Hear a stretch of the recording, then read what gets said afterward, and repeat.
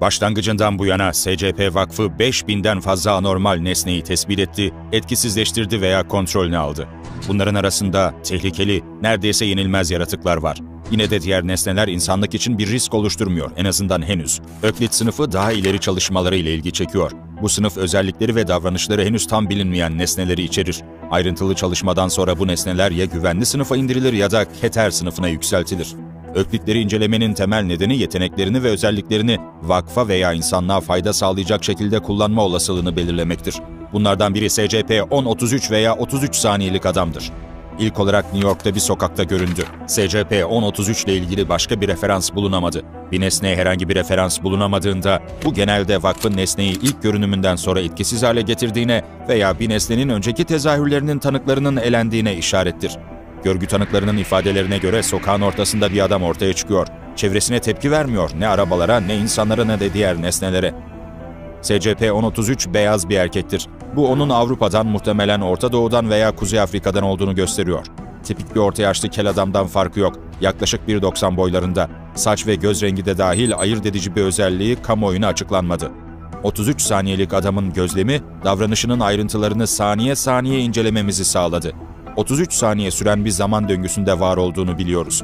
Takım elbise giyiyor, pantolon ve ceket ve bir evrak çantası taşıyor. Aynı eylemleri sürekli tekrarlıyor. Her döngünün sonunda ölüyor. 33 saniyelik adam, cisimleştikten hemen sonra her 10 adımda bir saatine bakarak ileri yürümeye başlıyor. Zaman döngüsünün ilk 10 saniyesinde 30 adım atmayı başarıyor. Sonraki 5 saniye içinde nesne şu eylemleri gerçekleştiriyor. Yürümeyi bırakıyor, sonra yere diz çöküyor. Çantasını açıyor. Üzerinde tanımlanamayan bir pul bulunan zarf çıkarıyor. Adam zarftan kablo, asimetrik şifre, 0 UUT5 LM0022 birini kızdıralım fırlatalım yazılı bir kağıt parçası çıkarıyor.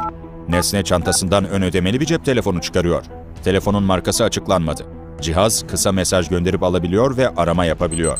Döngünün 15. ve 21. saniyeleri arasında 33 saniyelik adam cep telefonunu kullanıyor.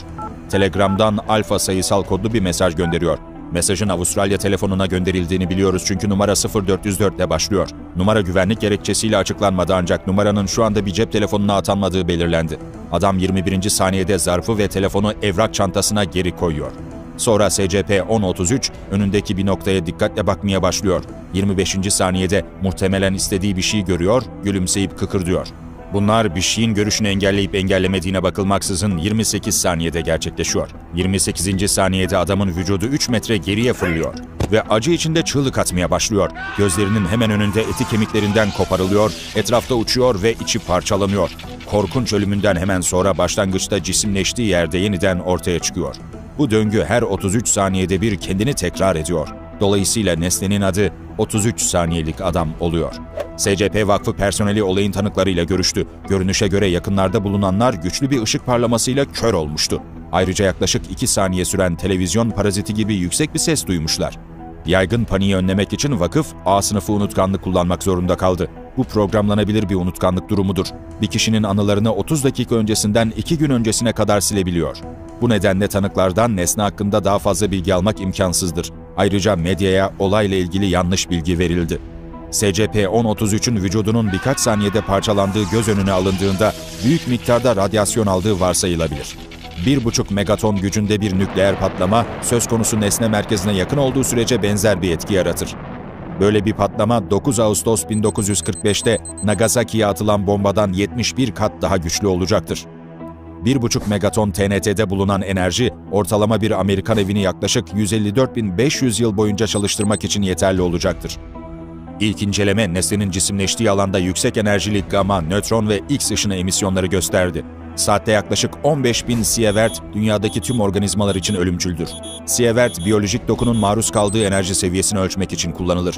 Bu durumda 1 sievert, 1 kilo vücudun emdiği enerji miktarına eşittir. Bu da bir gri gamma radyasyonuna eşdeğerdir. Şimdiye kadar kaydedilen en yüksek radyasyon Japonya'daki Fukushima 1 reaktörünün patlamasından sonra saatte 1000 milisievert oldu. Bir kişinin radyasyon hastalığına yakalanması için reaktörün yakınında sadece 18 dakika geçirmesi yetiyordu. 33 saniyelik adam zaman döngüsünde doğaüstü bir yetenek göstermediğinden belki onu ölümden kurtarabilirdik. Bu durumda zaman döngüsü bozulacak ve SCP-1033'ten gelen herhangi bir tehdit etkisiz hale getirilecekti. Bunu yapmak için nesne radyasyondan korunmalıydı. Örneğin zaman döngüsünün 28. saniyesine kadar ona bir doz radyo koruyucu enjekte edilebilirdi. Ama muhtemelen işe yaramayacaktı. Bilinen radyo koruyucular yalnız kısa süreli ve düşük dozlu maruz kalmalarda işe yarar. Ayrıca Vladikavkaz Bilim Merkezi RAS'ın NASA ile ortaklaşa icat ettiği deneysel bir anti-radyasyon aşısı da var. Fukushima bir nükleer kazasının tasfiye görevlilerinde test edildi. Ancak aşının etkinliği yalnızca ölümcül radyasyon dozlarına karşı ölçülebildiği için Japonya'da tam olarak değerlendirilemedi. Ayrıca önleyici tedbir olarak etkinliği sorgulanabilir. Aşının geliştiricilerinden biri radyasyona maruz kalmadan önce kullanmanın serçelere ateş etmek gibi olacağını söyledi. 33 saniyelik adamın zaman döngüsünü kırmak davranışını değiştirerek de sağlanabilir. Ancak SCP-1033 durma niyeti göstermeden her engeli yolundan itiyor. Ayrıca onunla temas kurma girişimlerine tepki göstermiyor. SCP-1033'ü öldürmek de herhangi bir sonuç vermeyecektir. Çünkü nesne istese de istemese de zaman döngüsü devam ediyor ve öldükten sonra canlı olarak orijinal cisimleşme noktasına dönüyor. Nesnenin bilinen tek tehlikesi ölümcül derecede yüksek radyoaktivitesidir ve nesne cisimleşme noktasından ölüm noktasına kadar 30 adımdan oluşan kesin bir sınırlı alanda var oluyor. 1.93 boyundaki bir erkeğin 79 santim uzunluğunda bir adım olduğunu biliyoruz. Böylelikle SCP-1033 30 adımında yaklaşık 23 metre 70 santimetre gitmeyi başarır. Nesneyi yakalamak ve daha fazla incelemek için bir tuzak icat edildi. Yeterli uzunlukta bir konteyner. Böylece konteynerin içinde kalırken döngüsüne devam edebilirdi. İnsanları radyasyondan korumak için konteyner kurşun plakalarla kaplandı. SCP-1033 daha sonra bu konteynerde vakıf binasına nakledildi. Nesne belirli bir tehdit oluşturmadığından öklit olarak sınıflandırıldı ve depolama tesislerinden birine yerleştirildi. Bu güvenli evler hem etkin olmayan anormal hem de otonom etkileşim riski taşımayan nesnelerin uzun süreli depolanmasında kullanılıyor. Nesnenin yüksek radyoaktivitesi nedeniyle onu göz altında tutmak birçok öklitteki gibi özel koşullar gerektiriyor. Standart 15'e 5 metrelik bir oda özellikle SCP-1033 için dönüştürüldü. Çevresine 5 metre kalınlığında kurşun duvarlar yerleştirildi. Böyle bir engelin üstesinden gelemeyen 33 saniyelik adam her zamanki döngüsüne devam etti. Ancak adımlarının uzunluğunu yarıya indirdi. SCP-1033 daha ileri çalışmalar için çok ilgi çekiyor. Çünkü onunla ilişkili bazı olaylar uzay zamanımızın dışında yer alıyor. Onu incelemenin önündeki ana engeller yüksek radyoaktivitesi ve sınırlı gözlem süresidir. SCP-1033'ün odasına giren çalışanların büyük ve rahatsız edici A seviyesi koruyucu giysiler giymeleri gerekmekte. 33 saniyelik adamla temas için özel olarak tasarlandı. Döngüsünü tekrar etmeden önce nesneyi yalnızca 33 saniye izleyebiliyorsunuz. SCP-1033'ün 33 saniyelik döngüsü videoya kaydedildi ve sonra uzmanlar tarafından ayrıntılı olarak incelendi. Bilim insanları nesnenin orijinal hareket döngüsünden önemli bir sapma bulamadı. Dahası görüş alanımızın dışında olup bitenlere ışık tutacak bir şey görmedi. Onunla iletişim kurmak imkansız olduğundan konuşup konuşamayacağı ya da hangi düzeyde zekaya sahip olduğu bilinmemekte. Muhtemelen SCP-1033 bir telefonu nasıl kullanacağını ve bir yazıyı nasıl okuyacağını bildiği için yeterince zeki bir kişi.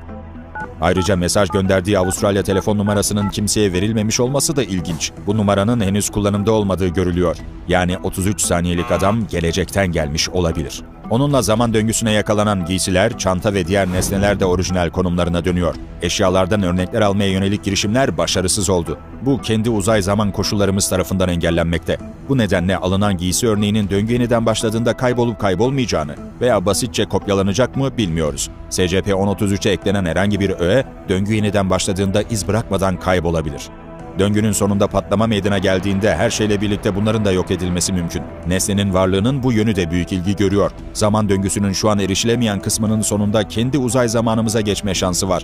Böyle bir durumda vakıf her 33 saniyede 1,5 megaton kapasiteli nükleer patlamanın sonuçlarıyla uğraşmak zorunda kalacak.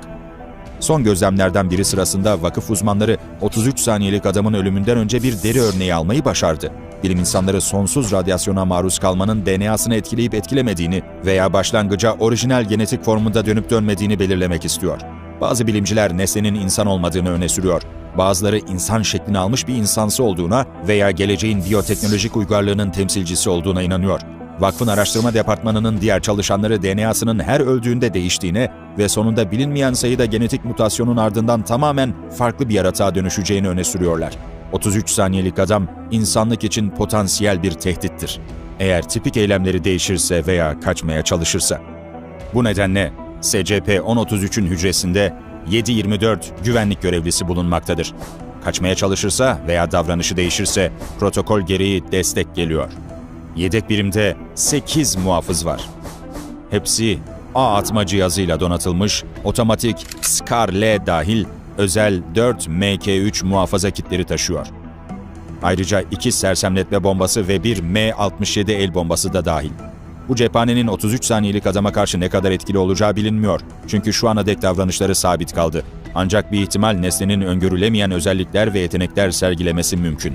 33 saniyelik adamın gizemini nasıl çözeceğimiz konusunda bir fikriniz varsa aşağıdaki yorumlarda bize bildirin. Ve bu videoyu beğenin, kanalımıza abone olun ve bir sonraki bölümü kaçırmayın.